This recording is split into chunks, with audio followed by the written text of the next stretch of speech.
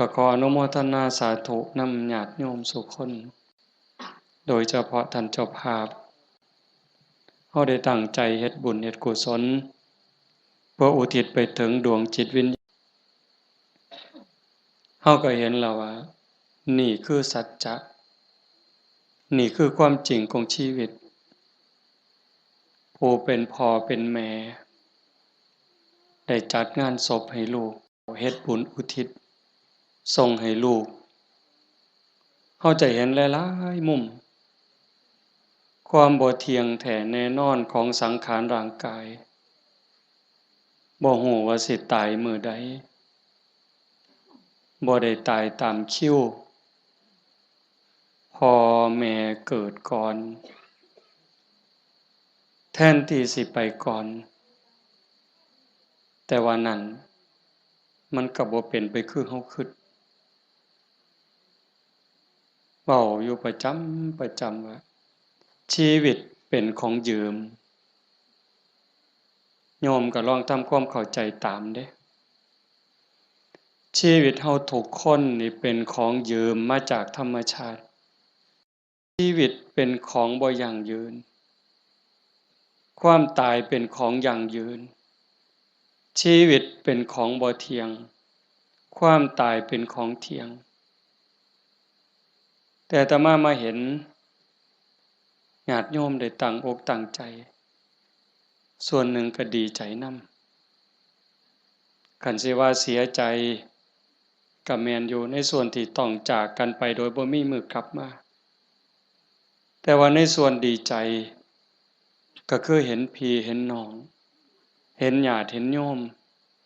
เข้าใจในเงื่อนไขของชีวิตว่ามันเกิดมาแล้วมันเอาความเจ็บมานำเอาความเฒ่าความแก่มานำเอาความพลัดพรากเอาความผิดหวังมานำแล้วสุดท้ายก็เอาความตายมาพร้อมในเมื่อญาติโยมเข้าใจจังซี้เฮาก็บ่ประมาทเผาปั๊บเก็บดูกเก็บอัฐิเฮาก็ถือโอกาสทำบุญอุทิศเลยเว้าในใจอาตมาก็สนับสนุนจริงๆการทำบุญอุทิศเลยนั้นเป็นการส่งอย่างเร็วให้ได้ใช้ได้สอยจริงๆมันก็บ่ต้องลงทุนลงแรงใช้เงินใช้ทองอิหยังหลายหลวงแล้วก็บ่แม่นเฮ็ดเทื่อนี้ก็แล้วโยมสามารถเฮ็ดได้ซุมื้อนี่เว้าถึงการเฮ็ดบุญเด้คันเฮาบ่เข้าใจเพิ่นก็เฮ็ดถูกของเพิ่นอยู่ปู่ย่าตายายแต่ว่าบางเทื่อมันโดนโพดอันนี้เฮาเว้าแบบตาบ่เห็นแต่เว้าด้วยเหตุผลคำสอนของศาสนาถ้าสมมุติว่าผู้ที่ตายจากโลกนี้ไปตกทุกข์ได้ยากลำบากลำบนรอคอยกองบุญกองกุศลจากญาติผู้อยู่เบื้องหลังเฮาก็ว่าแต่บ่พร้อมบ่ทันมีเงินบ่ทันพร้อมท่าปีหน้าก่อนท่าปีฮื้อก่อนเป็นจั่งใดเพราะเฮาบ่แน่ใจว่าผู้จากไปนั้นไปไสบุญก็มีบาปก็มีเพิ่นก็คือเฮาเฮาก็คือเพิ่นโยมก็คืออาตมาอาตมาก็คือโยมบ่ต่างกันเด้บาปบุญเกิดจากความคิดเกิดจากคำเว้าเกิดจากการกระทำที่ถึงพร้อมด้วยเจตนาบางเทื่อก็ดีบางเทื่อก็ร้ายบางเทื่อก็ผิดบางเทื่อก็ถูกเฮาบ่สามารถสิยับยั้งตนเองได้ในคราวที่ใจดีด่าก็บ่เครียดเคยเป็นบ่โยมในคราวที่เฮาใจดีไผสิด่าก็บ่เครียดสิตีก็บ่เครียดแต่คราวที่หงุดหงิดหนหวยยิ้มใส่ดีๆเฮาก็หงุดหงิดเขาเว้าแนวดีๆก็หาเขาเว้าใส่หาว่าเขาเยาะเย้ยนั่นคือจิตเศร้าหมองจิตบ่เป็นปกติ จังสันชีวิตมันจังมีผิดมีถูกมีบุญมีบาปมีดีและบ่ดีในเมื่อจากไปเฮาก็บ่แน่ใจว่าผู้จากไปนี่ไปไสคันบ่ทันถึงความเป็นพระอริยเจ้าชั้นโสดาบันขึ้นไปนรกก็มีสิทธิ์เปรตก็มีสิทธิ์อสุรกายก็มีสิทธิ์สัตว์เดรัจฉานก็มีสิทธิ์มนุษย์ก็มีสิทธิ์เทวดามีสิทธิ์พรหมมีสิทธิ์จังซั่นถ้าเฮารอคอยไปเป็นเดือนเป็นปีหรือหลายปีถ้าเกิดญาติบุคคลอันเป็นที่รักที่จากไปตกทุกข์ได้ยากได้พบใดภูมิใดก็แล้วแต่รอคอยบุญกุศลที่ผู้อยู่เบื้องหลังสิเป็นพ่อแม่พี่น้องสามีภรรยาลูกเต่าเราหลานส่งไปให้บ่เฮ็ดบ่ส่งล่ะสิเป็นแนวใดทุกข์แล้วก็ทุกข์อีกทรมานแล้วก็ทรมานอีกแต่คันเฮาส่งบุญปั๊บคันตกทุกข์ได้ยากลำบากลำบนเฮ็ดบุญถูกเฮ็ดบุญแม่นตามคำสอนพระพุทธเจ้าผลบุญนั่นก็ส่งทันทีซอยเหลือทันทีคันดีอยู่แล้วมีความสุขอยู่แล้วก็ย่อมได้รับหลายยิ่งขึ้นสำบายยิ่งขึ้นมีความสุขยิ่งขึ้นก็เปรียบกับคือคนเฮานี่ล่ะจากบ้าน บางเทื่อบ่ได้ตั้งตัวบ่ได้ตั้งใจคิดว่าแต่สิไปทางหน้ามันสิดีทุกข์ปั๊บจากบ้านไปตกหม้องทุกข์ยากลำบากงานก็หนักของกินก็บ่มีน้ำก็ยากข้าวก็ยากบ่อนหลับบ่อนนอนเสื่อผืนหมอนใบหกๆเหี่ยๆบ่สะอาดอากาศบ่ถ่ายเทเป็นแนวใดญาติพี่น้องก็บ่มีเงินฝาก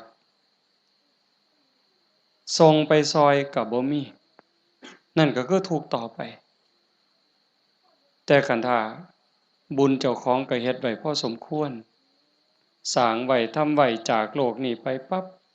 ก็คือไปสู่ที่ดีไปต่างบ้านต่างเรือนบ่อนอยู่ก็ดีบ่อนนอนก็ดีบ่อนกินก็ดีอาหารการกินบ่อึดบ่อยาก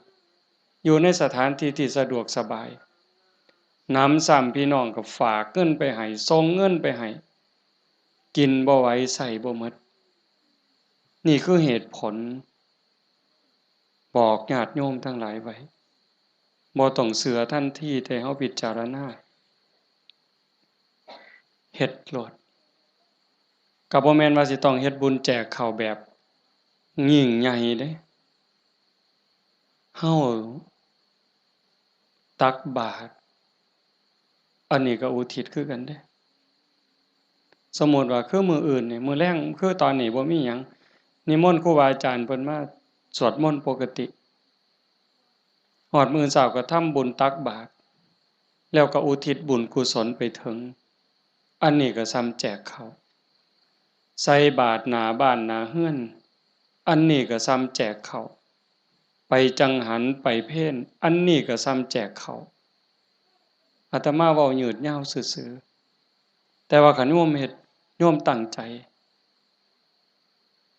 ยามแลงกินข้าวแลงแล้ว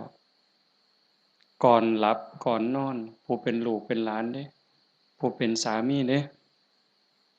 ก่อนหลับก่อนนอนไหว้พระไหว้พระอรหังสัมมาสวากขาโตสุปฏิปันโนเนี่ยคันทำวัดใดก็ทำคันทำบ่ได้ก็เอาซ้ำนี้จากนั้นก็ตั้งนะโม3จบสวดอิติปิโสใดก็ดีคันสวดบ่ได้ก็ซ้ำตั้งนะโม3จบแล้วก็นั่งสมาธิตั้งใจนั่งสมาธิคือเฮาเฮ็ดอยู่ตอนนี้สงบจิตสงบใจยืดกายตรงดำรงสติให้มั่นเฉพาะหน้าหายใจเข้าหูหายใจออกหูสิใส่พุทโธก็ได้ยุบหนอพองหนอก็ได้คือบ่ต้องใส่หยังบ่ต้องว่าอันใดบ่ต้องคิดอันใด มีสติหูเพียงแค่ลมเข้าลมออกลมหายใจเข้ามันกระทบที่ปลายจมูกผู้บางคนกระทบที่ริมฝีปากผู้บางคนลมชัดเจนที่ซ่านดัง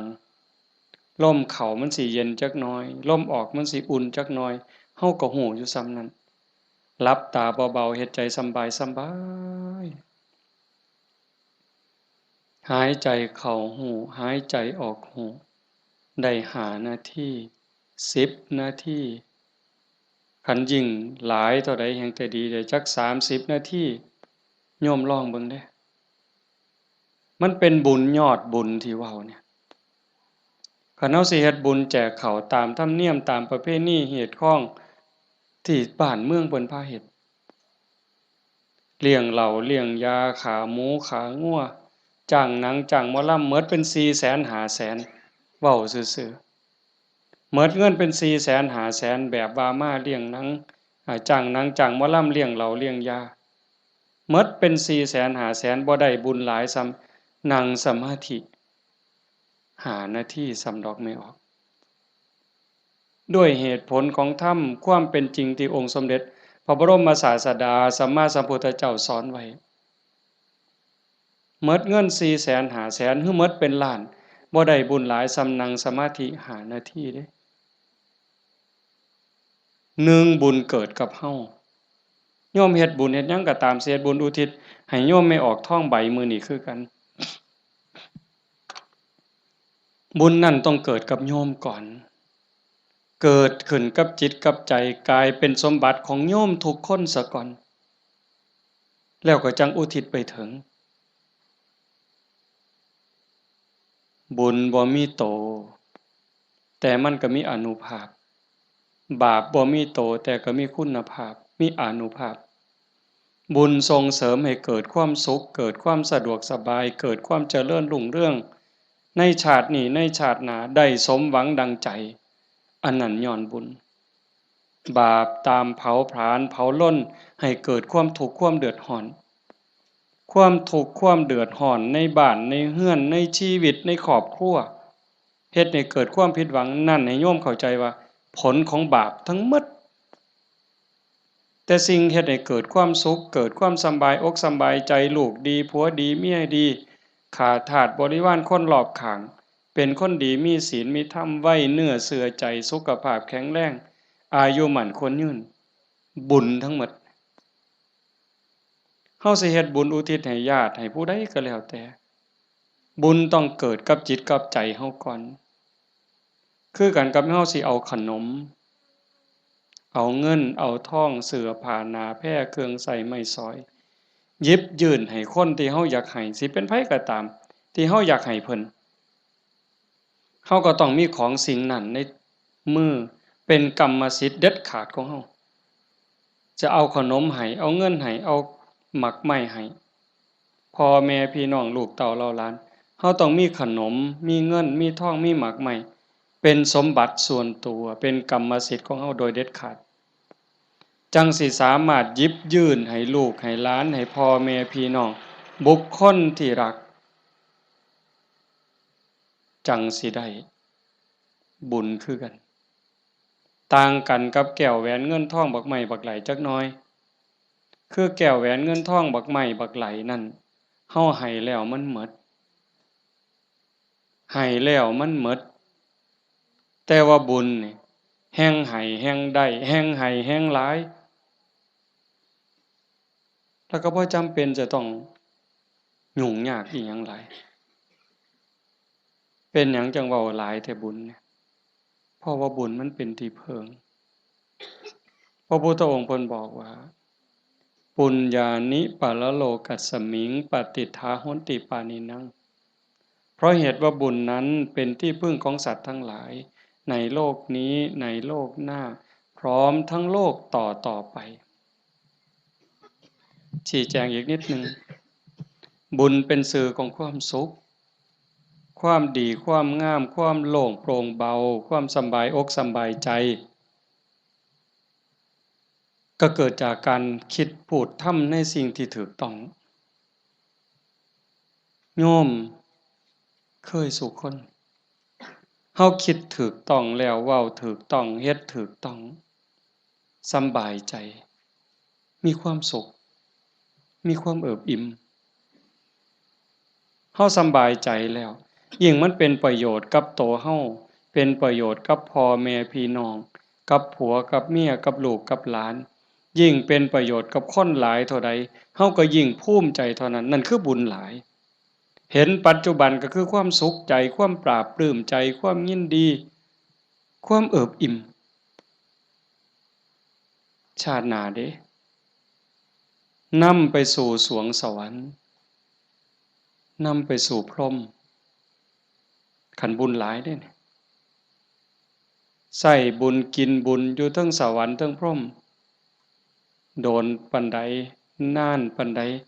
นั่นก็ขึ้นอยู่กับกำลังของบุญที่สร้างหมดเวลาจากสวรรค์หรือจากพรหมกลับมาเกิดเป็นคนอีกขันกำลังบุญที่เฮ็ดที่ทำไว้มันหลายแม่นกลับมาเกิดเป็นคนอีกเถื่องามหน้าตาดีผิวพรรณดีสวดทรงดีสุ่มเสียงดีฐานะดีร่ำรวยสติปัญญาดีโรคภัยไข้เจ็บหน่อยอายุยืนไปไสก็มีคนหักมีคนนับหน้าถือตานี่กำลังบุญเด้แต่คันถามมันตรงกันข้ามคิดก็คิดผิดเว้าก็เว้าผิดเฮ็ดหยังก็เฮ็ดผิดเฮ็ดแล้วปั๊บก็เป็นทุกข์ในปัจจุบันโยมก็เห็นอยู่เวลาเราเฮ็ดผิดเว้าผิดผิดศีลผิดธรรมผิดกฎหมายบ้านเมืองเดือดร้อนตั้งแต่เฮ็ดแล้วตอนเฮ็ดด้วยอำนาจของกิเลสย้อนความโลภย้อนความโกรธโลภอยากได้ของเขาอยากลักของเขาอยากจี้ของเขาอยากยักยอกอยากคอร์รัปชันโกงกินเป็นจังไดพอแต่เฮ็ดลงไปแล้วทุกข์เว้าด้วยความโกรธเว้าด้วยความอิจฉาริษยากระแทกแดกดันใส่ฮอดพ่อฮอดแม่บางเทื่อฮอดพระสงฆ์องค์เขาเจ้าเว้าพื้นนินทาเว้าแล้วสะใจในขณะที่เว้าสะใจหลายเว้าแล้วคิดว่าโอ้ยมันสิบ่บาปบ่คิดทีหลังเป็นทุกข์บัดไหม้เจ้าของเผาเจ้าของเห็นบ่ในปัจจุบันก็เป็นทุกข์จังซี่เดือดร้อนจังซี่คันมันกว้างไปเท่าใดคนฮู้เท่าใดเขาก็เกิดความรังเกียจเกิดความบ่ไว้ใจเกิดความบ่นับถือไปไสก็บ่ได้รับการต้อนรับเพียงแค่เว้าบ่จริงเว้าบ่แม่นเท่านั้นขี้ตั๋วเป็นคนบ่ซื่อบ่สัตย์เขาก็บ่ไว้วางใจส่ำนี้ก็เดือดร้อนแล้วเด้ปัจจุบันเด้นี่คันจากโลกนี้ล่ะตายลงไปล่ะพู้นลงนรกพู้นเปรตพู้นอสุรกายพู้นสัตว์เดรัจฉานพู้นใส่บาปใส่กรรมหมดแล้วมาเกิดเป็นคนมันต้องมาเด้มาแน่นอนเด้มาเกิดเป็นคนเศษบาปตามมาขี้ร้ายหนักที่สุดพิการแต่เกิดแขนหลีบขาหลีบหูหนวกตาบอดแล้วแต่สิเป็นลางเทื่อก็สมบูรณ์อยู่แข้งขามือตีนสมบูรณ์คือเพิ่นแต่ว่าขี้ร้ายรูปร่างบ่งามบ่มีผู้ใดเฮ็ดให้เด้นี่พระเจ้าบ่เกี่ยวพระพรหมบ่เกี่ยวเทวบุตรเทวดาทั้งใดบ่เกี่ยวกรรมล้วนๆเพิ่นจังว่าสัตว์โลกเป็นไปตามกรรมกัมมุนาวัตติโลโกนี่ขี้ร้ายพร้อมโง่พร้อมปึกพร้อมโรคภัยไข้เจ็บหลายโซ่ออดๆแอดๆเป็นจังไดบัดมันบ่แม่นขี้ร้ายแต่เจ้าของเด้คันกรรมมันหลายๆบาปมันหลายๆเนี่ยเจ้าของทุกข์เจ้าของโง่เจ้าของขี้ร้ายแล้วได้ผัวก็ขี้ร้ายได้เมียก็ขี้ร้ายตื่มไปอีก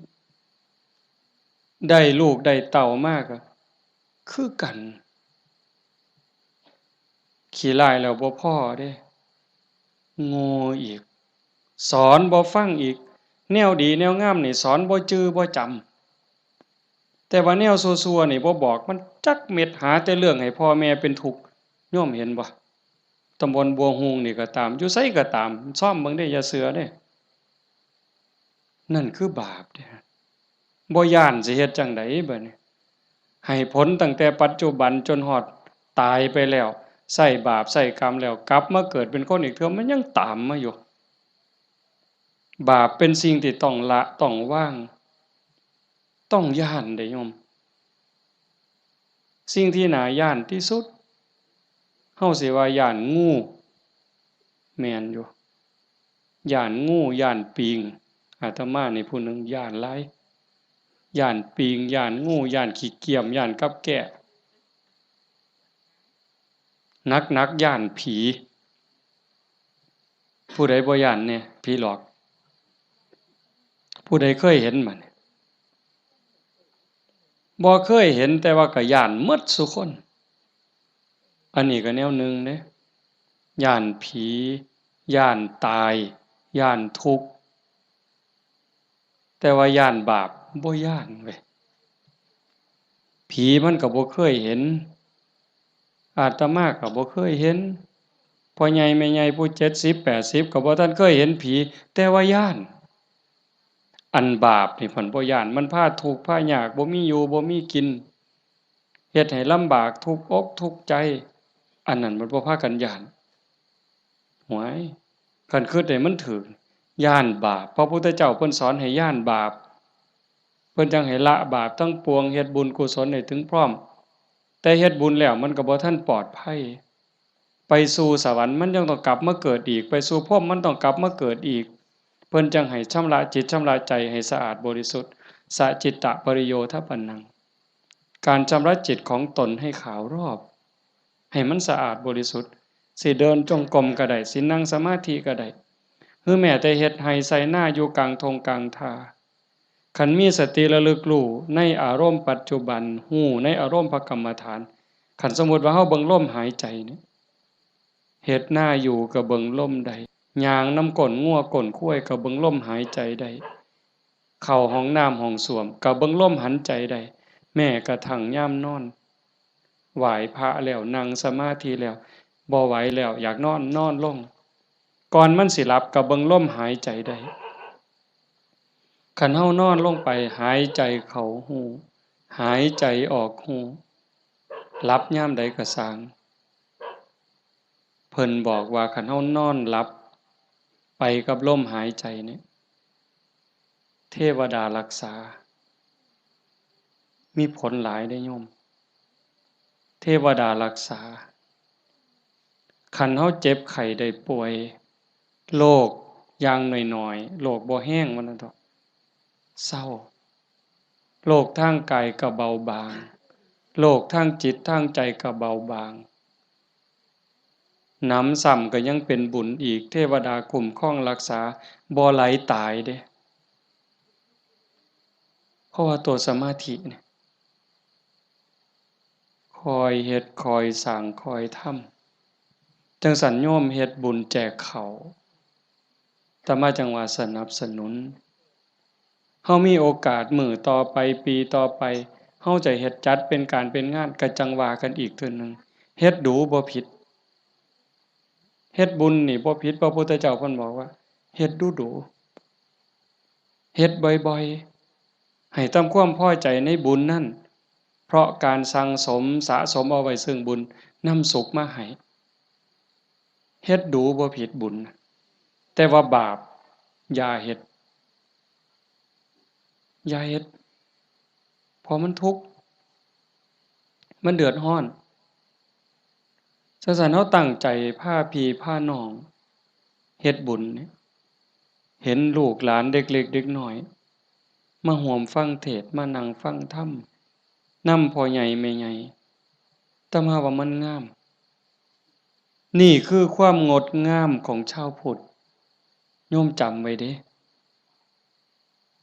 พาเขามาชวนเขามา มื้อวันเสาร์วันอาทิตย์ชวนเขาไปวัดไปใส่บาตรไปจังหันผู้ชายก็ให้หัดประเคนพระเขาเฮาสิได้ลูกดีหลานดีอาศัยผู้อื่นบ่ได้การศึกษาทางโรงเรียนบางเทื่อก็ลืมเรื่องเหล่านี้บางโรงเรียนเด้แต่ลางหม้องเพิ่นก็ยังดีอยู่พ่อแม่ปู่ตายายยายเฮานี่ล่ะแม่ป้าพ่อลุงแต่มาเชื่อว่าโยมทุกคนอยากให้ลูกดีหลานดีอยากให้เขาเป็นคนดีเพื่อเฮาสิเพิงเขาได้ในมื้อข้างหน้าเฮาสิเพิงเขาจังได๋คันบ่ให้เขาเข้าหาวัดบ่ให้เขาใกล้ศีลใกล้ธรรมใกล้วัดใกล้ว่าใกล้พระสงฆ์องค์เขาเจ้าเขาบ่มีจิตใจที่อ่อนน้อมอ่อนโยนบ่ฮู้จักบุญจักบาปสิดีได้จังใดนี่ดีใจจังวะเฮาพาลูกพาหลานมานั่งฟังธรรมเนี่ยเขาฮู้อยู่เด้เขาเข้าใจในบางเรื่องบางอย่างอยู่อย่างน้อยๆเขาก็รู้สึกว่าเขาเป็นบุญเป็นสิริเป็นมงคลมีเหลืออย่างเดียวโยมเหลืออย่างเดียวที่สิเฮ็ดให้ชีวิตปัจจุบันเฮามีความสุขชีวิตในอนาคตมีความสุขมีความเจริญบ้านเมืองปักกุมซุ่มเย็นคือศาสนาคือศาสนาเรื่องกฎหมายนี่โยมเลิกยังเพิงบ่ได้100%ยิ่งพวกนักการเมืองสสต่างๆเซาเว้านำเซาเว้านำเลยพวกนั้นเพิงบ่ได้เขาหาประโยชน์ใส่ตัวเขาต่างหากฮักเฮาจริงๆบ่เป็นพี่เป็นน้องเฮาจริงๆบ่อือฮึบ่มีดอกคันเขาฮักเฮาจริงๆน่ะฮักบ้านฮักเมืองจริงๆเขาต้องเฮ็ดสวัสดิการให้เฮาได้หลายบ่ต้องเอาของมาแจกดอกบ่ต้องเอาเงินเอาทองเอาข้าวเอาของมาให้เฮาดอกพู้นเข้าไปสภาพู้นนำความทุกข์ความเดือดร้อนเฮาไปเว้าเป็นเรื่องเป็นราวต่อสู้เพื่อให้เกิดความมั่นคงในการเป็นอยู่ของพี่น้องประชาชนแต่นี่เฮาบ่เห็นมีแต่ไปเถียงกันอยู่คนละมุมก็เถียงอย่างเดียวมุมนั้นเฮ็ดถูกกูก็สิเถียงเฮ็ดผิดก็สิเถียงเฮ็ดถูกก็สิเถียงนั่นคือเขาบ่ได้หวังประโยชน์กับเฮาแต่สิ่งที่เฮาเพิงได้คือศาสนาวัดว่าอารามครูบาอาจารย์หลวงปู่หลวงตามื้อใดครูบาอาจารย์บ่หวังดีกับเฮายามมื้อเช้าไหว้พระทำวัดสวดมนต์ก็แผ่เมตตาสัพเพสัตตาสัตว์ทั้งหลายที่เป็นเพื่อนทุกข์เกิดแก่เจ็บตายแผ่เมตตาแล้วก็กรวดน้ำอุทิศบุญกุศลบ่มีที่สุดบ่มีประมาณยามเช้ามาบิณฑบาตคือแม่โยมสิไปวัดไปจังหันไปเพลให้พรเพิ่นบ่ได้ให้เล่นเด้สัพพิติโยนั่นคือเอาจิตเอาใจเอาความหวังดีปรารถนาดีอุทิศให้ยิ่งได้เจริญสมาธิเจริญภาวนาจิตสงบจิตมีพลังโยมฮู้เองเด้นี่โยมทุกคนฮู้เองเนี่ยนั่งฟังอาตมาเว้ามานี่มัน30นาทีแล้วโยมฟังอาตมาเทศน์มา30นาทีคนที่ตั้งใจนั่งสมาธิฟังแต่แรกสิรู้สึกว่าตอนนี้กายเบากายโยมเบาใจโยมเบาใจมันสงบใจมันมีกำลังใจโยมเริ่มมีความสุขลึกๆเนี่ยพิสูจน์ได้ด้วยคำสอนพระพุทธเจ้ามันบ่ได้ล้าสมัยอีหยังทันสมัยล้ำสมัยไปอีกล้านปีพุ่นโยมเป็นพยานเด้อาตมาบ่ได้เว้าเอาเองเด้ทุกคนที่นั่งสมาธิฟังธรรมน้อมจิตน้อมใจลงสู่กระแสธรรมนี่ตอนนี้กายเริ่มเบาจิตเริ่มเบาความเอิบอิ่ม รู้สึกปลื้มใจในตนเองมันเกิดนี่คือบุญเนี่ยแต่มาจังหวะแต่ตอนแรกโอ้ยอย่าว่าแต่500,000ต่อให้100,000,000เฮ็ดบุญตามเขาว่าเนี่ยบ่มีเหล้าบ่มีบุญบ่มีเหล้าบ่เป็นบุญบ่ขาหมูขางัวบ่เป็นบุญบ่มีหนังบ่มีหมอลำบ่เป็นบุญพวกหมู่นั้นต่อให้100,000,000สภาพที่จิตใจเป็นสุขสงบร่มเย็นมั่นใจมันย่อมมั่นใจเด้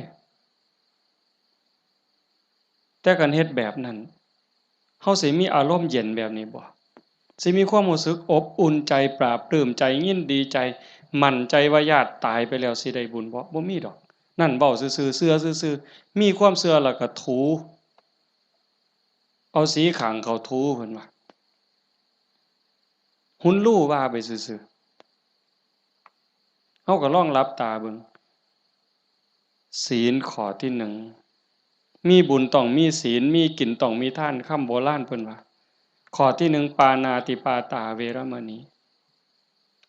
เจตนางดเว้นจากการทำสัตว์ที่มีชีวิตให้ตกล่วง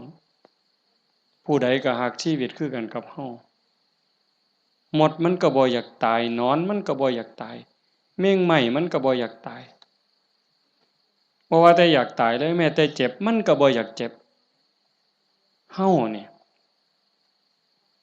บ่หาแต่เขามาถิ่มมาแทงด้วยมีดด้วยหอกเด้ตั้งแต่หมอฉีดยาเฮาเจ็บเฮาป่วยสิฉีดยาให้เฮาหายเจ็บหายป่วยบางเทื่อเฮาก็ย้านเจ็บภาษาเข็มฉีดยาส่ำนั้นแล้วเขาบ่ได้ฉีดให้ตายบ่ได้ฉีดให้ทุกข์ทรมานอีหยังฉีดยาเพื่อรักษาโรคเจ็บไข้ได้ป่วยเพื่อให้เฮาได้แข็งแรงเฮายังย้านนี่แค่เจ็บเด้เนี่ยสินับภาษาหยังบัดนี้เอาค้อนทุบหัวเขาเอามีดปาดคอเขาเอาใจเขามาใส่ใจเฮาทบทวนจังซี่เฮาก็เห็นบ่ล่ะข้อที่1ฆ่าแล้วมันสิได้บุญมาแต่ไสบาปแล้วครับเลี้ยงเหล้าเลี้ยงยาข้อที่5ขาดไปอีกคันยิ่งมีหนังมีหมอลำมาอิหยังสิตามมาศีลข้อ3หลายๆคนอาจสิขาดญ้อนงานบุญเฮางานบุญเฮาคิดเอาเองเนี่ยมาเบิ่งหนังเฮาผู้บ่าวผู้สาวอาจสิเสียเนื้อเสียตัวย้อนเบิ่งหนังโป๊ย้อนเบิ่งหมอลำซิ่งมันเว้าลามกแม่นบ่แม่นไม่ออกบ่ออกทบทวนเอาเองอดีตหมู่เจ้าทบทวนเอาเบิ่งหนังขาหนังแกงกินเหล้าเมายาแล้วตีกันตึ้มบัดนี้เมาเหล้าแล้วเว้าเข้าป่าเข้าดงโกหกพกลมใส่ร้ายป้ายสีศีลข้อ4เสียอีก1แล้ว3 4 5เสียข้อที่2มาเบิ่งหนังเฮามาเบิ่งหมอลำเฮากลับไปลักไก่นำทางไปต้มอีกต่างหากหมดอ้อยส้อยเลยเฮาเป็นต้นเหตุของบาปเลยบัดนี้แต่คันเฮ็ดแนวนี้อันพวกมานั่งฟังเทศน์นี่เอ้าตั้งแต่เด็กน้อยจนฮอดผู้เฒ่านี่ผู้ใดคือสิไปฆ่ากบเนี่ยลบไปนี่ผู้ใดสิไปฆ่ากุ้งแน่แล้วบ่มีคือสิโอ้ยลบมื้อนี้ลักบักนาวนำทางดอกเว้ยมีบ่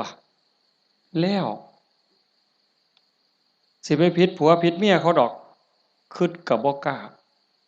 เฮาเชื่อมั่นแล้วเด้บาปมีบุญมีชาติหน้าชาติก่อนมีนรกสวรรค์มีเฮ็ดดีดีจริงเฮ็ดชั่วจริงผู้ใดเฮ็ดอันใดได้อันนั้นหว่านพืชเช่นไรได้ผลเช่นนั้นเห็นบ่สิไปผิดผัวผิดเมียไผมันสิไปกล้าซั่นบ่สิไปเว้าตัวคนสิไปยุให้คนผิดกันสิไปเว้าปากพร่อยๆมาสิกล้าบาปมันอยู่นำเจ้าของเนี่ยเฮ็ดบาปก็ได้บาปเฮ็ดบุญก็ได้บุญมันอยู่นำเจ้าของนี่สิไปดื่มเสพเครื่องดองของเมาเฮ็ดให้เจ้าของเสียสุขภาพกายเสียสุขภาพจิตเสียเงินเสียทองเฮ็ดให้ขาดความเคารพนับถือเฮ็ดให้เด็กน้อยมันดูหมิ่นดูแคลนเฮาบ่แม่นคนโง่ปานนั้นเห็นบ่เฮาเห็นสภาพบุญเด่นๆอยู่จังซี่ไม่เป็นตาภูมิใจอะโยม คันสิเว้าเนาะคันบุญโยมบ่หลายเนี่ยโยมบ่ได้เกิดเป็นคนบ่ได้เป็นมนุษย์คันบุญบ่หลายพ่อบ่ได้เกิดเป็นคนไทยดอกโยมบ่ได้เกิดในผืนแผ่นดินไทยบ่ได้เกิดใต้ร่มใบบุญของนายหลวงเด้บุญบ่หลายพ่อบ่ได้นับถือพระพุทธศาสนานับถือพุทธศาสนาแล้วบุญบ่หลายพ่อบ่ได้เกิดในบ้านที่มีวัดมีครูบาอาจารย์เอิ้นเข้าหาศีลหาธรรมบ่มีกัลยาณมิตรบ่มีพี่มีน้องที่รักศีลรักธรรมนำกันบ้านโน่นตุนเฮาก็สิบ่ใหญ่ปานใดจักหลังคา85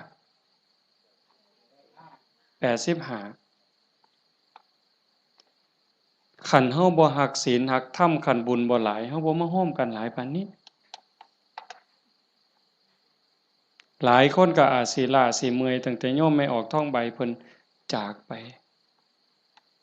มางานศพมื้อนี้ก็หมดมื้อ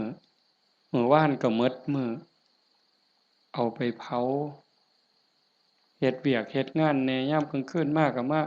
ฟังครูบาอาจารย์เพิ่นสวดมนต์มานั่งเป็นหมู่เป็นพวกกันยามกลางเว้นก็ไปเฮ็ดเวียกเฮ็ดงานมื้อนี้มาโฮมกันได้ปานนี้ห่อขนมข้าวต้มถามว่ามันล้าบ่เมื่อยบ่เมื่อยเด้แต่เฮาก็กัดแขวกัดฟันมานั่งฟังเทศน์มาร่วมเอาบุญนำกัน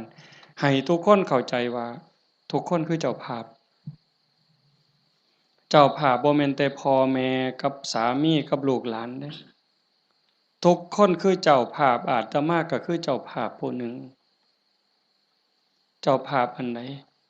เฮามาร่วมบุญสร้างบุญร่วมกันพระพุทธเจ้าเพิ่นบอกว่าเฮาทุกคนนี่โยมเคยตกนรกมาเมิดเคยเป็นเปรตเป็นอสุรกายเป็นสัตว์เดรัจฉานเป็นเทวดาเป็นพรหมเป็นมนุษย์เกิดมานับชาติบ่ถ้วนกรีดลิงเล่ไล่เม่งใหม่ที่มันตอมหลอดไฟกบเขียดตั้งแต่นรกอเวจีไปไล่ตั้งแต่นรกจนไปถึงภวคพรหมบ่มีสัตว์โตใดบ่มีจิตวิญญาณดวงใดที่บ่เคยเกิดเป็นพ่อเป็นแม่เป็นพี่เป็นน้องเป็นผัวเป็นเมียเป็นญาติร่วมสายโลหิตเฮาเคยมาหมดแต่ว่าเฮาบุญหลายชาตินี้เนื่องจากว่าชาติก่อนๆภพก่อนๆเฮาเคยมีศีล5มีกุศลกรรมบท10ที่สร้างไว้ทำไว้พอสมควรจังส่งผลให้เฮาได้เกิดมาเป็นคนมาเป็นมนุษย์ผู้มีศีลละเอียดให้ทานไว้ดีรักษาศีลไว้ดีเจริญสมาธิไว้ดีรูปร่างหน้าตาผิวพรรณฐานะสติปัญญาจังดีจังงามกลัวกันเป็นขันเป็นตอนนั่นคือพลังบุญของเจ้าของจังสันโยมไม่ออกท่องใบสาสังที่เพิ่นจากไปแต่มาว่ากลับบ้านเก่าบ่ได้ตายดอกเมื่อบ้านเก่าอีหยังเมื่อบ้านเก่าดินเมื่อบ้านเก่าลมเมื่อบ้านเก่าไฟเมื่อบ้านเก่าน้ำเมื่อบ้านเก่าเพราะว่าเฮายืมเขามายืมจากธรรมชาติยืมจากดินน้ำลมไฟมาปั่นเป็นเนื้อเป็นตัวหมดเวลาเขาก็มาเอาคืนโยมเคยยืมเสียมไทบ้านบ่เคยยืมเสียมเคยยืมมีดเคยยืมบักจกเคยยืมขอดหน่อยเคยยืมขาดบ่ยืมเพิ่นมาเนี่ยสิสัญญาก็ตามบ่สัญญาก็ตามลางเทื่อเฮาสัญญาว่ายืมไปจักมื้อเนี่ยแต่เฮาเอามาเพิ่นก็ว่าเอาไปซะเอาไปใช้จักมื้อก็เอาไปตอนนั้นเพิ่นบ่ทันจำเป็นถ้าเกิดเฮาเอามาฮอดเรือนปั๊บเพิ่นเกิดมีเรื่องจำเป็นขึ้นมาด่วนๆเพิ่นมาเอาคืนโอ้ข้อยเอามาเฮ็ดซะก่อนเด้อข้อยจำเป็นแล้วเฮาก็ว่าโอ้ยข้อยยืมของเจ้ามาตัวเฮาสิไปว่าจั่งใดต่อรองจั่งใดบ่ได้เดะมันของเพิ่นคือยืมเงินยืมทองเขานี่แหละยืมมาใช้หนี้บ่ยืมมาซื้ออยู่ซื้อกินหยังก็แล้วแต่ แต่ฮอดวันเวลาบางเทื่อบ่ทันฮอดยิ่งบ้านนอกเฮายืมแบบพี่แบบน้องบ่ได้สัญญาอิหยังกันพ้อหน้ายามใดเพิ่นก็ทวงลางเทื่อเพิ่นบ่ทวงเฮาก็เกรงใจอันนี้ก็ยังพอเว้ากันได้แต่กับพญามัจจุราชต่อรองแนวใดพญามัจจุราชบ่เห็นแก่เงินค่ำแม่นสิมีเงินกือไถเอาบ่มีได้บ่สนไต่โต๊ะบ่สนผู้ใดมีอำนาจนายพลนายพันเจ้าใหญ่นายโตพระสงฆ์องค์เขาเจ้าคุณสมเด็จบ่งึดบ่สนใจซ้ำบ่เกรงใจอีกซ้ำขันบาปหลายก็โยนนรกโลดขันบุญหลายก็ไปตามทาง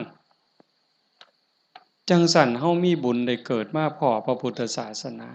มีกัลยาณมิตรมีพี่มีน้องที่หวังดีต่อกันเฮาก็ตั้งใจเฮ็ดบุญให้เจ้าของเฮ็ดบุญในมื้อนี้เทิงทานเทิงศีลเทิงภาวนาฟังเทศน์ฟังธรรมอ่อนน้อมถ่อมตนขนขวายในกิตติชอบเนี่ยก็ขอให้เฮาตั้งใจว่าเฮาเฮ็ดให้เจ้าของเบื้องต้นโยมทุกคนก็เฮ็ดให้เจ้าของเด้ไหว้พระโอ้คันเว้าถึงบุญนะโยมตั้งแต่ไหว้พระเนาะคันเฮ็ดด้วยความเข้าใจเด้คันเฮ็ดด้วยความเข้าใจเพียงแค่เฮาไหว้พระอรหังสัมมาสัมพุทโธภควาเข้าใจในความหมายว่าพระพุทธเจ้าเป็นพระอรหันต์ดับเพลิงทุกข์เพลิงกิเลสตรัสรู้ชอบได้ด้วยพระองค์เองเข้าใจว่าพระพุทธเจ้าคือไผเนี่ยแล้วก็กราบลงไปบุญมหาศาลหลายกว่าสร้างโบสถ์เป็นหลังบุญไม่ออกหวยเว้าไปปื้ออีกเด้คันสร้างโบสถ์บ่เข้าใจเฮ็ดโบสถ์แข่งกันถือกระสอบไปหาเหลี่ยไล่ได้เงินมากก็ขายน้ำทางในกินเหล้าเนี่ยบ่เป็นประโยชน์สู่เฮาเฮ็ดจังซี่บ่ได้สัมอะระหังสัมมาสวากขาโตภควตาธัมโม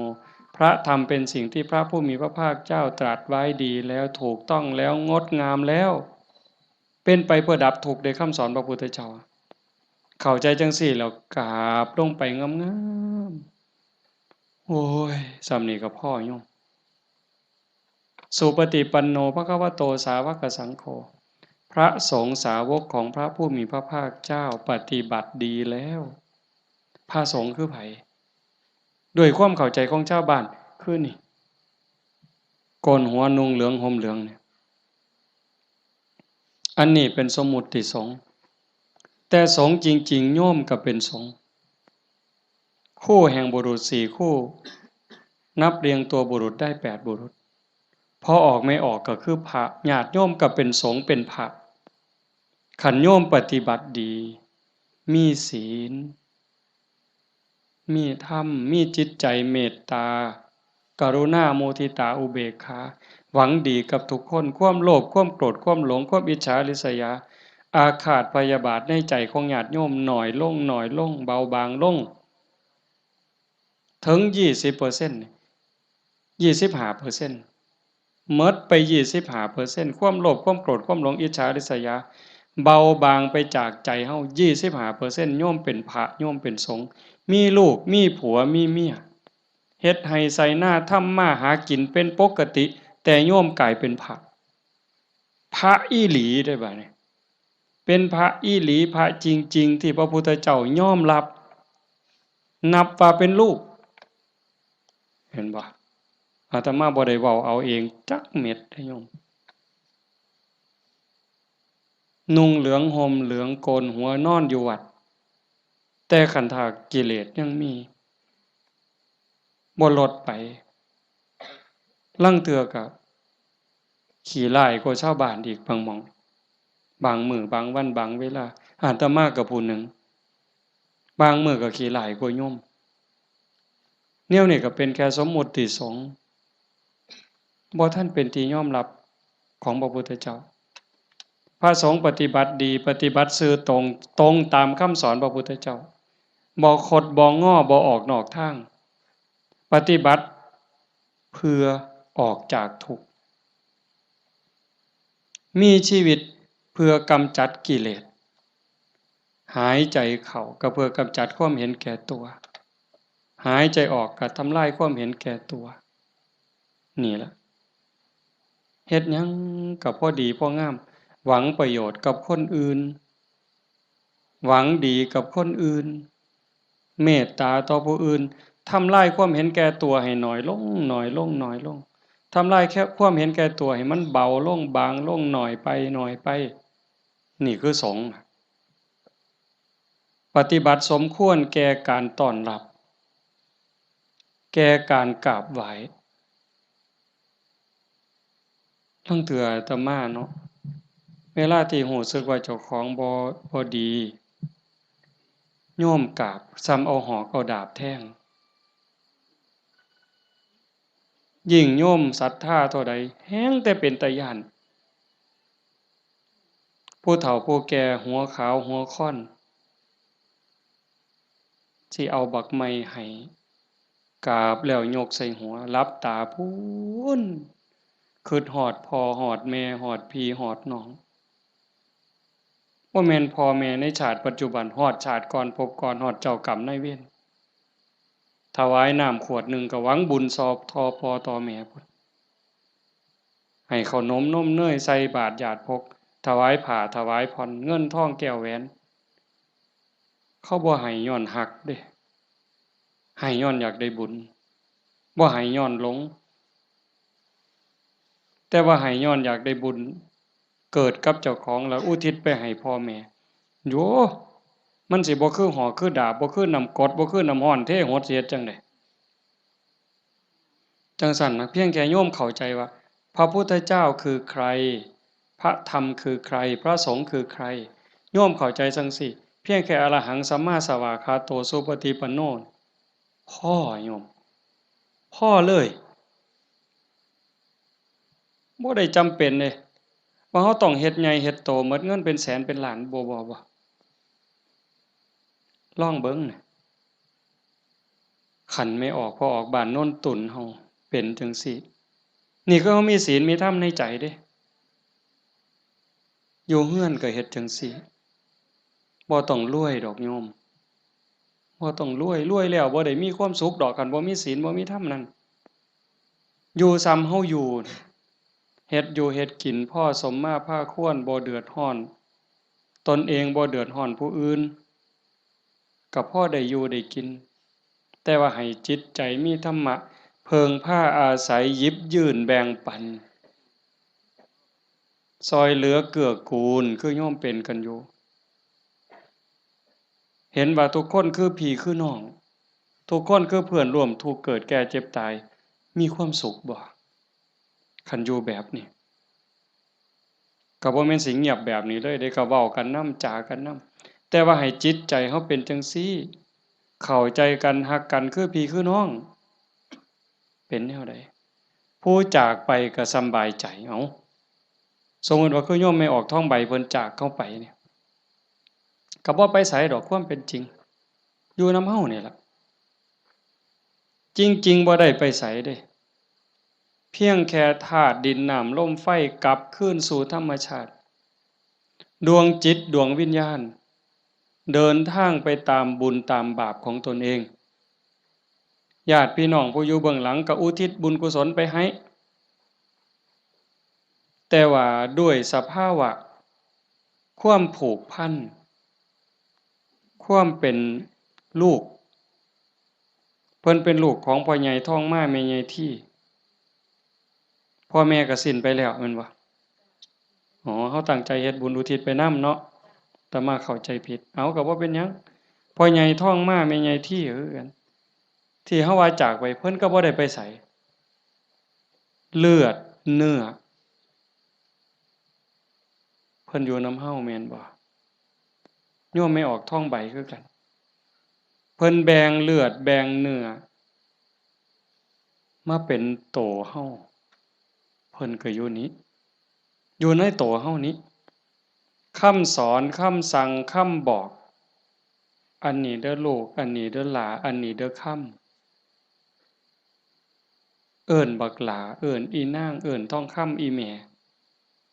แม่นบ่เพิ่นเอิ้นจั่งซั้นเด้บักหลาอีนางทองคำอีแม่เพิ่นว่าอันนี้มันถูกเด้ออันนี้มันดีเด้ออันนี้มันบ่แม่นอันนี้มันบ่ถูกอย่าพากันเฮ็ดมันบาปอย่าเว้าจั่งซั้นมันบาปคันเว้าจั่งซี้เว้าจั่งซี้แม่นแล้วบักหลาอีนางสาธุโอ๊ยใจแม่นเจ้าเว้าดีใจแม่นเจ้าเว้าถูกนี่คือคำสอนรักกันเด้อันนี้เอื้อยเด้อันนี้อ้ายเด้คันน้องเถียงอ้ายอย่าไปเถียงเอื้อยอย่าไปเถียงอ้ายคันอ้ายรังแกน้องเอื้อยรังแกน้องอย่าไปเฮ็ดบ่โหนเป็นน้องบ่เห็นบ่เพิ่นตายอยู่อะเพิ่นไปไสอยู่อะ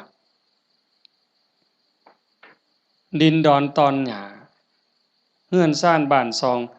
จากเหงื่อจากแห้งอาบเหงื่อตังน้ำสร้างหลักฐานให้ลูกได้อยู่เป็นของเพิ่นบ่จังว่าคันคิดฮอดพ่อคิดฮอดแม่นั่นก็รักพี่รักน้องอยากให้พ่อแม่ได้กินข้าวกินน้ำนุ่งเสื้อผ้าหน้าแพรดีๆงามๆคันแม่นพ่อแม่บ่อยู่นำเป็นเนื้อเป็นตัวแล้วก็เฮ็ดกับพี่กับน้องนั่นล่ะอยากเว้ากับพ่อแม่ม่วนๆก็เว้ากับพี่กับน้องนี่ล่ะเว้ากับป้ากับลุงมันคักแท้เด้โยมคันเราคิดให้มันเข้าใจนี่พ่อแม่บ่ไปไสปู่ย่าตายายบ่ไปไสแล้วทุกคนก็คือพี่คือน้องเข้าใจให้มันคักๆเข้าใจดีๆในคำสอนพระพุทธเจ้าประเสริฐที่สุดบ่มีศาสนาใดสิสอนความจริงความถูกต้องงดงามเกินพระพุทธเจ้าบ่มีผู้ใดสิรักเราหวังดีต่อเราเกินพระพุทธเจ้าจังบอกคำสอนเอาไว้เพิ่นบ่บอกให้เราไปทำพิธีอันนั้นอันนี้ดอกอันนั้นบ่แม่นพิธีสะเดาะเคราะห์ต่อชะตาเสริมดวงฮึพระพุทธเจ้าบ่สอนบ่แม่นเว้าดีต่อกันนี่พระพุทธเจ้าสอนคิดถูกต้องพูดถูกต้องทำถูกต้องจากถูกต้องก็จังไปสู่ดีงามอย่าว่าดีเด้อย่าว่าดีก่อนดียังบ่ทันถูกต้องเด้คันคนเขามักกินเหล้าเราซื้อเหล้าสู่กินเขาว่าดีเด้แม่นบ่ล่ะคันพวกผู้ชายมักเล่นมักเที่ยวมีหมู่พาไปเที่ยวซ่องเขาว่าบักนี่ดีเด้พวกมักเล่นไพ่เล่นไฮโลเล่นการพนันส่วนเฮาไปเล่นต้มไก่สู่กินพร้อมเล่นเอาเงินเอาพร้อมยังว่าดีอยู่เด้หั่นแต่มันบ่ถูกแต่คันมีคำว่าถูกต้องแล้วคิดถูกต้องเว้าถูกต้องกระทำถูกต้องดีงามตามมาบ่เสียหายจังซั้นจากนี้เป็นต้นไปเฮาบ่รู้ว่ามื้อใดเฮาสิจากโลกนี้บ่มีผู้ใดรู้จักคนว่าเฮามีเวลาอยู่ในโลกนี้อีกจักมื้อจักปีจักเดือนจักวันจักเวลาจักชั่วโมงจักนาทีบ่รู้จักคนโซ่ก็ตายบ่โซ่ก็ตายเด็กน้อยก็ตายหนุ่มสาวก็ตายผู้เฒ่าผู้แก่ก็ตายเฮ็ดจั่งใดสิไปว่าท่ามื้อนั้นก่อนท่ามื้อนี้ก่อนโอ้ยมันต่อรองได้ซะบ่มื้อนี้เฮายังมีสติมีปัญญาบ่เจ็บบ่ไข้โยมเอ้ยเฮาบ่ได้เจ็บบ่ได้ไข้บ่โรคบ่ได้ป่วยเฮ็ดหยังได้ให้เฮ็ดยิ่งกับพ่อกับแม่นี่เด้อฟ้าวเฮ็ดคันพ่อแม่เพิ่นยังมีชีวิตโอ้ผู้นั้นบุญหลายเด้อผู้พ่อแม่ยังมีชีวิตอยู่นี่ผู้นั้นมันบุญหลายเกินบุญโยมเป็นหยังพ่อแม่เพิ่นทุ่มเทให้เฮาหมดชีวิตเป็นครูคนแรกเป็นเทวดาของบุตรเป็นพรหมของบุตรเป็นพระอรหันต์ของบุตรทุกสิ่งทุกอย่างที่พ่อแม่เพิ่นมีเพิ่นให้เฮาหมดเฮาอยากรู้ว่าพ่อแม่นี่รักเฮาส่ำใดทุ่มเทเสียสละเพื่อเฮาส่ำใดโยมบ่ต้องไปถามเพิ่นดอกโยมถามเจ้าของ ถามเจ้าของพวกเฮาเป็นพ่อคนแม่คนโยมฮักลูกตั้งแต่มื้อใด โยมแม่ออกเด้โยมพ่อออกก็คือกันนั่นล่ะฮักลูกตั้งแต่มื้อใดฮักลูกตั้งแต่ว่ามีลูกเกิดในท้องแม่นบ่แม่ออกฮะพอรู้สึกว่าตั้งท้องปั๊บนี่แม่ออกนี่ฮักแล้วเด้ทุ่มเทความฮักให้กับลูกในท้องแล้วพ่อก็คือกันผัวคือกันทั้งที่บ่ฮู้เด้นี่ว่าลูกสิเกิดเป็นผู้หญิงเป็นผู้ชายสิขี้ร้ายหรือสิงามสิโง่หรือสิฉลาดสิพิการหรือบ่พิการสิเป็นพระหรือสิเป็นมหาโจรโยมบ่ฮู้เลยลูกในท้องนี่สิเป็นหญิงเป็นชายพิการหรือบ่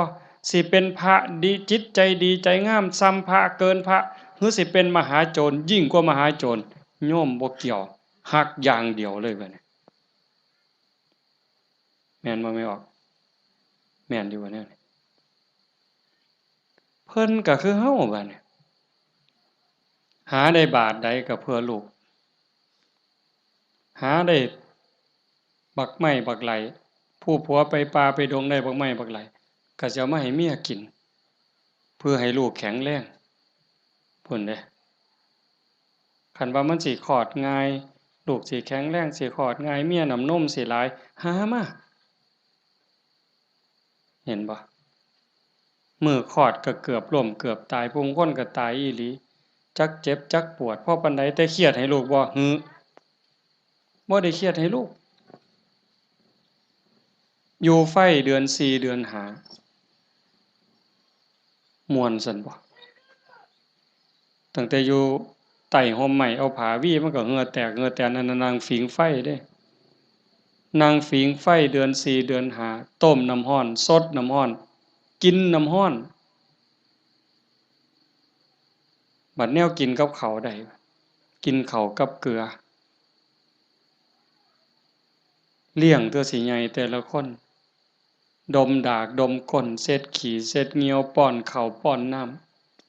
ำเทื่อสิใหญ่มาแต่ละคนหมดข้าวจักเหล้าเสื้อผ้าหมดจักชุดหมดเงินจักแสนคิดประมาณบ่ได้กว่าลูกสิใหญ่มาแต่ละคนเพิ่นก็คือกับเฮารักลูกจังซั้นสิตอบแทนแนวใดพระพุทธเจ้าเพิ่นสอนหน้าที่ลูกไว้ท่านเลี้ยงมาเลี้ยงท่านตอบเลี้ยงกายเพิ่นคือเพิ่นเลี้ยงเฮานะเลี้ยงใจเพิ่นก็คือเพิ่นเลี้ยงเฮาพ่อแม่เลี้ยงใจเฮาคือเพิ่นสอนอันใดถูกอันใดผิดอันใดดีอันใดชั่วอันใดเป็นบุญอันใดเป็นบาปอันใดควรบ่ควรนี่คือเพิ่นเลี้ยงวิญญาณเฮาก็เลี้ยงจิตวิญญาณเพิ่นด้วยการเป็นคนดีฮักกันระหว่างพี่ระหว่างน้องทำโตเป็นคนดีพ่อแม่สิโอ้ยโยมเป็นยาอายุวัฒนะอันนี้ก็บ่ต้องไปถามพ่อถามแม่อีกละถามโยมเนี่ยคันลูกเขาเป็นคนดีหูจักคว่ำหลานเสือถอยฟังคว่ำบอกง่ายสอนง่ายโยมมีความสุขบ่อยากยืนบ่คันยิ่งเป็นคนดีจนชาวบ้านเขายกย่องเขาสรรเสริญโอ้ยใจแม่นอ่อนซ่อนเด้อีหล่านี่มันคือหูจักคว่ำแต่บักหำนี่คือดีแท้เป็นตาอ่อนซ่อนเด้ยายอยากตายบ่บัดนี้ยืนบ่เจ้าอยากยืนแท้แต่คันลูกมันบอกบ่ได้สอนบ่ฟังหลานก็โอ้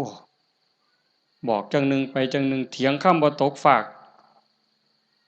แม่นสิป้อนสร้างมื้อละโตยายก็บ่อยากยืน อยากตายให้มันแล้วอุกอังสังกะหยาลูกหลานมันบ่ฮู้จักความ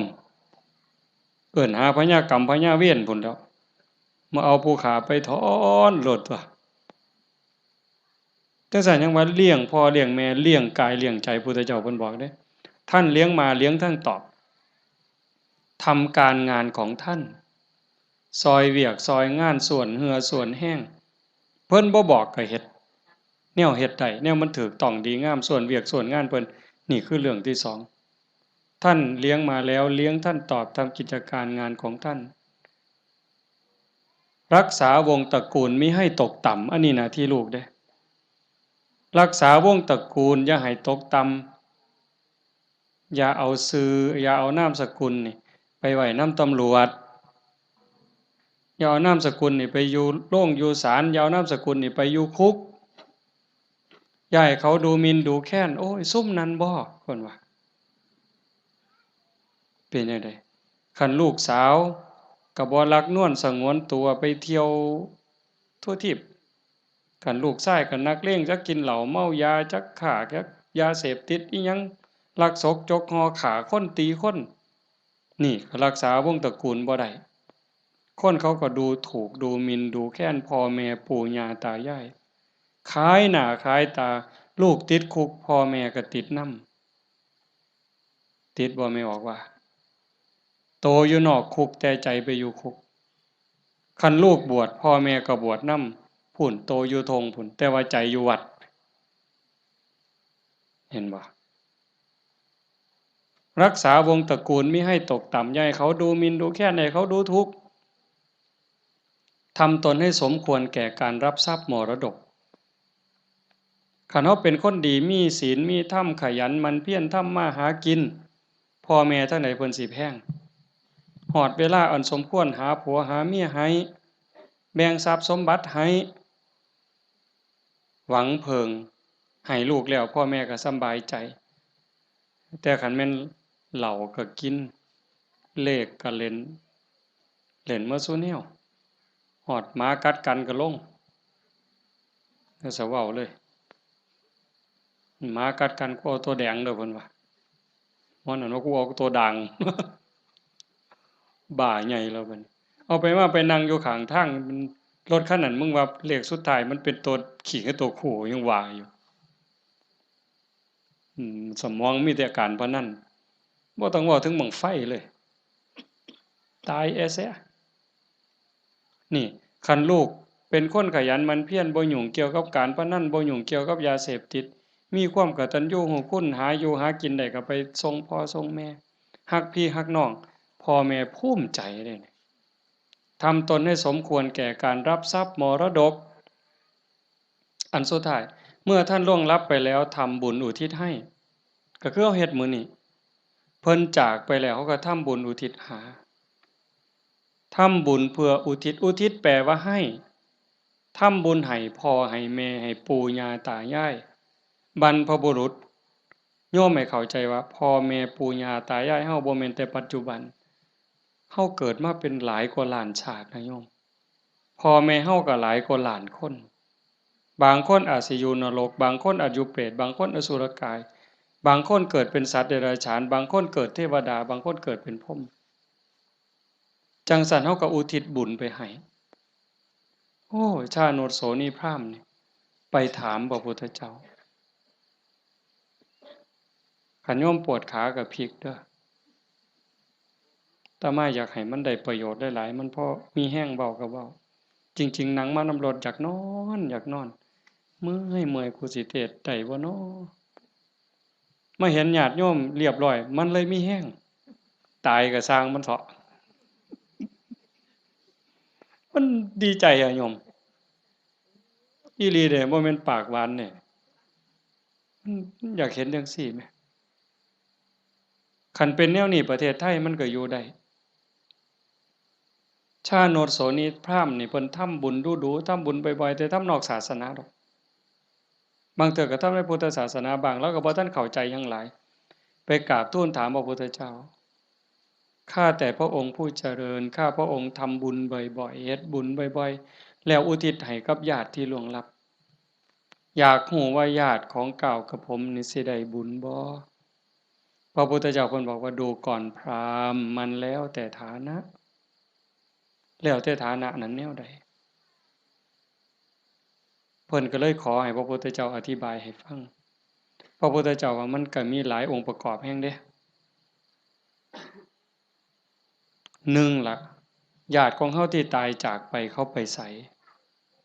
คันไปตกนรกก็บ่ได้ทันทีนรก457หลุม457ขุมเนี่ยนรก พ่อแม่เฮาไปตกนรกก็บ่ได้ทันทีมีแต่การทรมานสิได้ก็ย้อนเพิ่นฮู้เรื่องแล้วก็อนุโมทนาสาธุด้วยความยินดีก็จังสิได้2คันไปเกิดเป็นเปรต12ชนิดได้บุญทันทีที่รอคอยอยู่นำเฮานี่ถ้าเอาทันทีนี่ปรัตตโตปชีวี1 12นี่ได้1แต่อีก11ต้องรอคอยได้รู้เรื่องรู้ราวอนุโมทนาสาธุจังได๋อสุรกายคือกันสัตว์เดรัจฉานเป็นหยังแหน่ล่ะนั่นเฮาอยู่นั่นก็พ่อแม่เฮาคือกันผัวเมียเฮาคือกันชาติหนึ่งภพหนึ่งบ่เว้าเล่นได้โยมเขาบ่ได้เด้น่ะฮู้เรื่องบ่นี่เฮาว่าเอากรวดน้ำรับพรหมอนั่นมันสิตั้งใจรับพรนำเฮาบ่บ่ฮู้เรื่องเด้กินนู่นฮู้บ่แมงไม้ฮู้บ่ปูปลาฮู้บ่แล้วบ่ฮู้เลยบ่ได้เด้นี่เขากินหยังเขาก็กินอาหารของเขาเทวดาล่ะคันเขาฮู้ทราบอนุโมทนาเขาก็ค่อนข้างจะฮู้ได้พรหมก็คือกันสุดท้ายก็สอบไปพุทธเจ้าเพิ่นก็บอกว่านอกจากญาติที่ล่วงลับจากไปแล้วอยู่ในภพภูมิที่สมควรได้ทันทีเขาได้แล้วอีกอย่างหนึ่งของที่ทำบุญ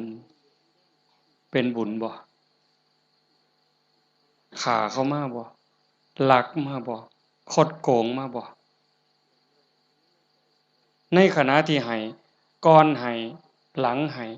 เจ้ามีความยินดีเจ้ามีศรัทธามีความภูมิใจจริงบ่พุ่นเด้แล้วผู้รับทานเจ้าเป็นไผมีศีลบ่มีธรรมบ่เพิ่นก็จังไล่มาตั้งแต่สัตว์เดรัจฉานตมาเทศน์ดูๆโยมฟังในวิทยุก็สิได้ยินมันได้บุญอยู่ดอกซ้ำแม่ครัวนี่ส้มแม่ครัวนี่ล้างถ้วยล้างชามก่อนสิเทน้ำล้างถ้วยล้างชามล้างหม้อลงในดินลงขี้สิกไม่ออกตั้งใจว่าสาธุเด้อน้ำล้างถ้วยล้างชามเนี่ยมันมีรสชาติอาหารปนไปกับน้ำซึมลงไปในดินให้พวกสัตว์อยู่ในดินพวกไส้เดือนต่างๆให้มันกินได้อยู่ได้กินแล้วให้มันมีความสุขกายสุขใจซ้ำนี่ก็ได้บุญนับประมาณบ่ได้นับประมาณบ่ได้ได้บุญหลายก็ไล่ขึ้นมาจากสัตว์เดรัจฉาน100เทื่อพันเทื่อบ่ได้บุญหลายเท่ากับให้คนผู้บ่มีศีลขี้เหล้าเมายาขี้ลักขี้ปล้นตีหัวหมาด่าแม่คนได้หลายกว่าให้กับสัตว์เดรัจฉานจังซั่น100เทื่อพันเทื่อให้คนขี้เมาบ่มีศีลบ่มีธรรม100เทื่อพันเทื่อบ่ได้บุญหลายเท่ากับให้ผู้มีศีล5เทื่อเดียวเห็นบ่บัดนี้เป็นหมากเป็นผลแล้วเด้ให้กับคนมีศีล500เทื่อพันเทื่อบ่ได้บุญหลายเท่ากับให้คนมีศีล8แม่ขาวพ่อขาวแม่ชีเทื่อเดียวให้ผู้มีศีล800เทื่อพันเทื่อบ่ได้บุญหลายเท่ากับให้เณรผู้มีศีล10เทื่อเดียวให้เณรมีศีล10 100เทื่อพันเทื่อบ่ได้บุญหลายเท่ากับให้พระผู้มีศีล227เทื่อเดียวให้พระผู้มีศีล227 100เทื่อพันเทื่อบ่ได้บุญหลายเท่ากับ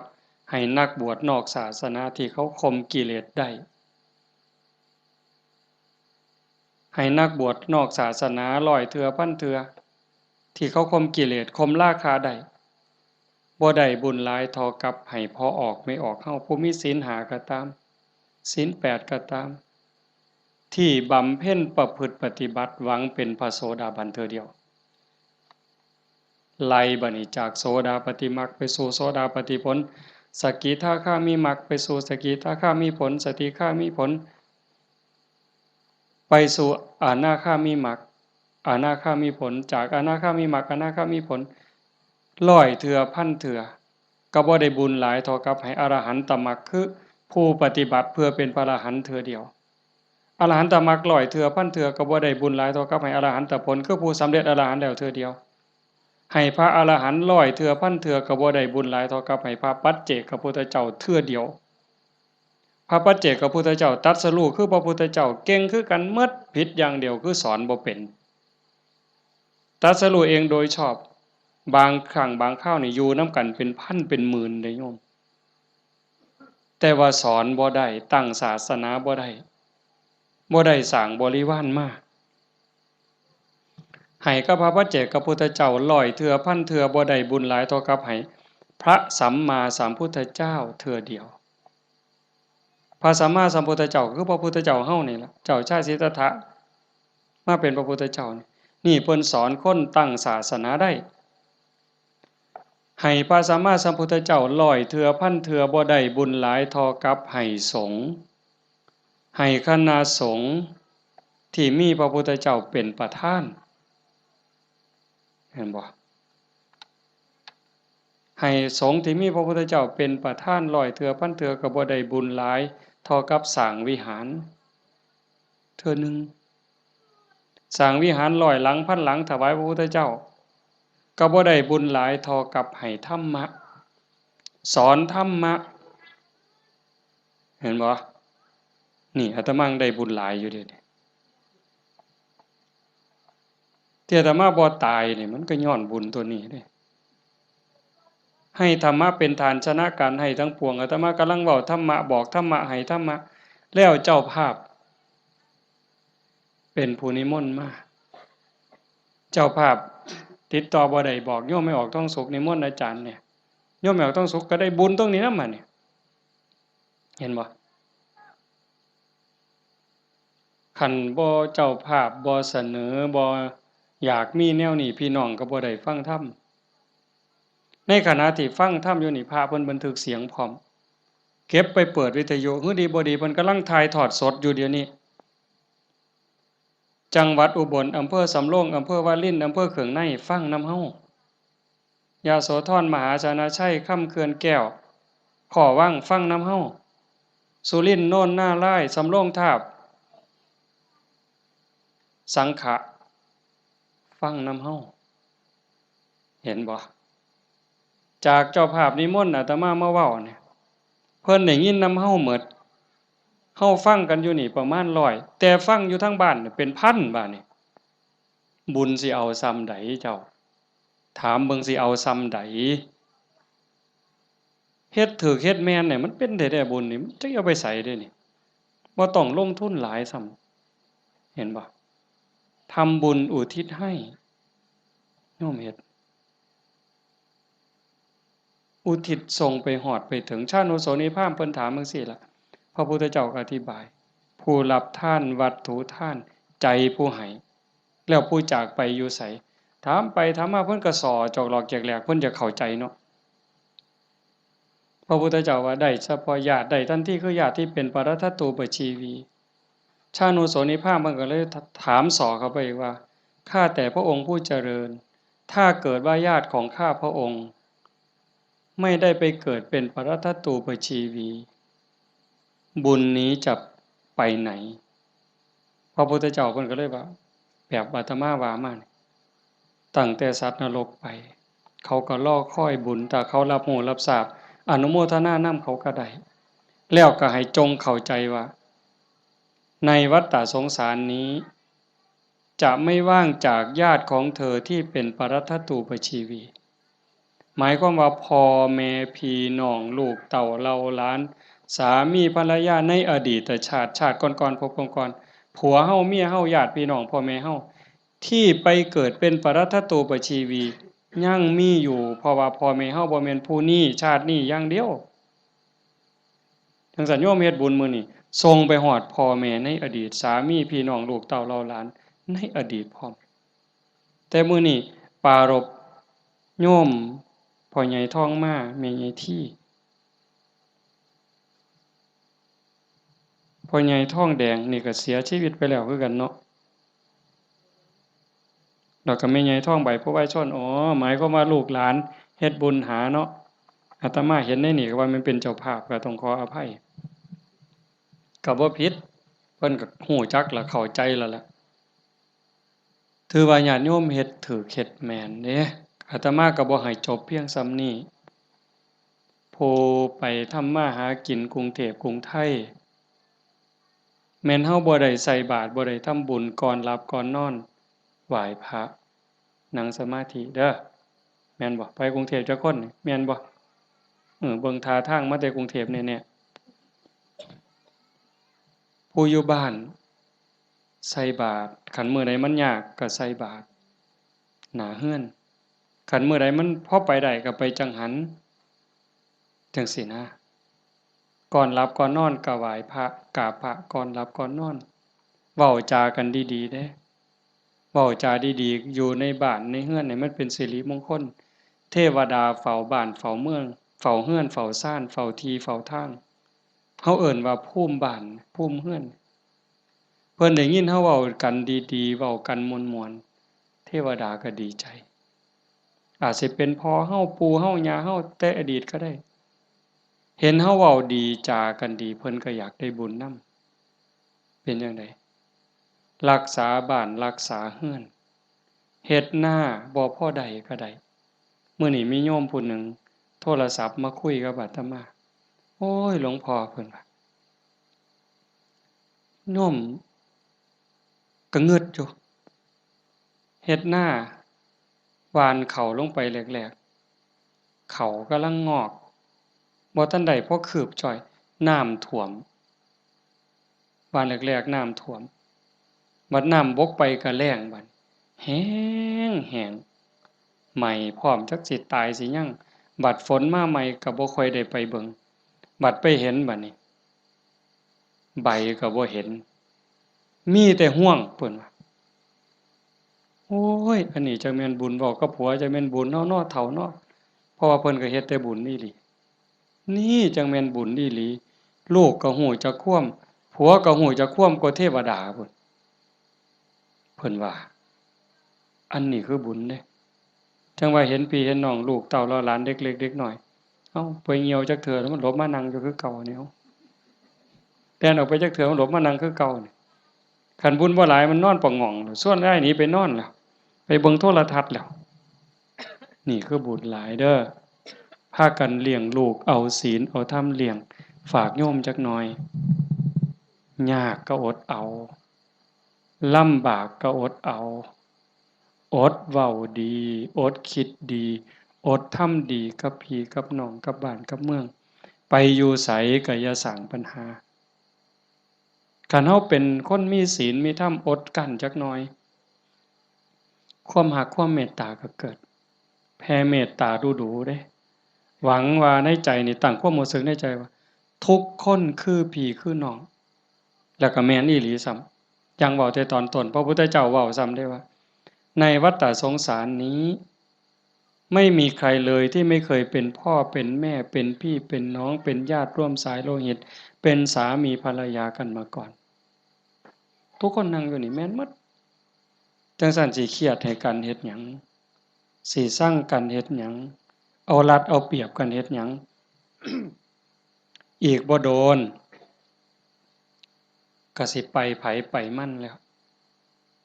จังซั่นเวลาอยู่นำกันนี่เอาบุญนำกันติล่ะเว้าดีนำเขาก็ได้บุญแล้วคิดดีต่อเขาก็ได้บุญแล้วเฮ็ดดีทำดีต่อเขาก็ได้บุญแล้วเอาบุญนำกันอย่างอาตมาเว้ามันบ่จบว่างั้นเฮ็ดดีกับพ่อกับแม่พ่อแม่มีผู้เดียวในปัจจุบันคันเพิ่นตายนี้จากแล้วอยากเฮ็ดดีนำเพิ่นก็บ่ได้เฮ็ดอยากเว้าดีนำเพิ่นก็บ่ได้เว้าอยากหาข้าวแซ่บๆให้เพิ่นกินก็บ่ได้จังซั้นอยากให้เพิ่นกินหยังก็หาให้เพิ่นกินซะอย่าสิไปจุดเทียนซะก่อนจังเอิ้นกินเด้บ่ได้กินเด้อนั่นอยากเว้าดีๆนำเพิ่นก็เว้าตอนเพิ่นได้ยินอย่าสิจุดธูปเพิ่นอีแม่เอ้ยฟังเทศน์เด้อพี่บ้าแนวนั้นบ่ทันคิดว่าเพิ่นเช็ดขี้ให้เฮาจักเทื่อจำบ่ได้มื้อนี้ถามโยมว่าผู้ใดทันเช็ดขี้ให้พ่อให้แม่แหน่แล้วเพิ่นอาบน้ำเช็ดเนื้อเช็ดตัวให้เฮาจักเทื่อถามโยมว่าเช็ดให้เพิ่นจักเทื่อแล้วคือกันป้อนข้าวป้อนน้ำเพิ่นป้อนเฮาจักเทื่อเหยียดขาใส่ลอยเอาลูกเหยียดขาไปนำแม่ลูกนี่คาแข้งนี่เนาะตีนอยู่กับตีนแม่แต่ว่าหัวหนุนเข่าย่ำเข่าปนกับกล้วยหมกใบตองเหย้าจำได้อยู่บ่โยม หางซ่อนต้อยปั๊บใส่ปากต้อย4เทื่อ5เทื่อก็บ่ทันหมดอันน้อยๆนั่นหมดข้าวหมกหมดเอามือจุ่มน้ำหยดป๊อกป้อนบ่ทันแล้วขี้พรวดใส่ขาเครียดก็บ่เครียดจมก็บ่จมเซ้ยเห็นบ่มื้อนี้มีผู้ใดทันได้เฮ็ดแหน่อาตมาก็บ่ทันได้เฮ็ดคือกันเฮาสิเป็นหนี้บุญคุณเพิ่นส่ำใดจังซั้นเพิ่นจากไปแล้วแนวอยากเห็นแนวอยากฮู้สมมุติว่าจิตวิญญาณเพิ่นล่องลอยฮู้เห็นเฮาอยู่อยากเห็นลูกฮักกันอยากเห็นหลานฮักกันทุกข์ยากก็ช่วยเหลือแบ่งปันคือพี่คือน้องอย่าใส่เฮ็ดคือบางซุ่มเด้บางซุ่มนี่จูงแขนกันขึ้นโรงขึ้นศาลจะแม่นเพิ่นเก่งหลายน้องกับอ้ายฟ้องกันบ่แล้วโอ้ยจะแม่นผีพ่อแม่สิเป็นทุกข์หลายจังว่าเฮาบ่เอาแนวนั้นเด้อมื้อนี้สมควรแก่กาลเวลาใช้เวลามาชั่วโมงเกือบครึ่งอะโยม25นาที26นาทีก็เห็นว่าสมควรแก่กาลเวลาขออนุโมทนาสาธุทุกคนทุกท่านน้อเจ้าภาพบ่อ่านก็ได้ดอกถือว่าทุกคนคือเจ้าภาพหมดมื้อนี้เฮาตั้งใจอุทิศบุญกุศลที่เกิดที่มีส่งไปถึงดวงจิตวิญญาณของโยมพ่อใหญ่ทองมาแม่ใหญ่ที่บุญชาลีโยมพ่อออกทองแดงโยมแม่ออกทองใบสาสังแล้วก็ปู่ย่าตายายญาติโกโหติกาที่ล่วงลับจากไปแล้วตั้งแต่ชาติใดภพใดเวลาใดก็แล้วแต่มื้อนี้เฮาได้ตั้งใจอุทิศบุญกุศลส่งไปถึงท้ายที่สุดก็ขออาราธนาอ้างอิงอำนาจแห่งคุณพระศรีรัตนตรัยคุณของพระพุทธเจ้าพระธรรมพระสงฆ์และอำนาจแห่งบุญกุศล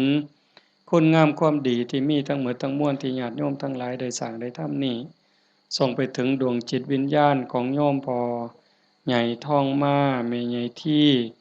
บุญชาลีโยมพ่อใหญ่ทองแดงโยมแม่ใหญ่ทองใบสาสัง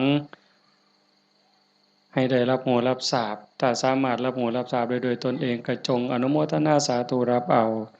หากบ่สามารถจะรู้ได้ด้วยตนเองก็ขอฝากข่าวบุญข่าวกุศลที่ลูกเต่าเหล่าหลานญาติพี่น้องได้สร้างได้ทำทั้งหมดบ่ว่าสิเป็นการให้ทานการรักษาศีลเจริญภาวนาฟังเทศน์ฟังธรรมอ่อนน้อมถ่อมตนค้นคว้าที่ชอบค้นคว้าในสิ่งที่ชอบอุทิศส่วนบุญอนุโมทนาบุญทำความเห็นให้ถูกต้องถูกตรงนี้ฝากไปกับเหล่าเทพเทวดาปนางธรณีภูมิญาณวิถีอันเป็นทิพย์จงนำข่าวบุญข่าวกุศลส่วนนี้ไปแจ้งแก่ดวงจิตวิญญาณของโยมพ่อใหญ่ทองมาแม่ใหญ่ที่บุญชาลีพ่อใหญ่ทองแดงแม่ออกทองใบสาสังให้ได้รับรู้รับทราบแล้วจงอนุโมทนาสาธุรับเอาหากว่ามีความทุกข์ก็ขอบุญกุศลส่วนนี้ทายถอนให้ได้พ้นไปจากความทุกข์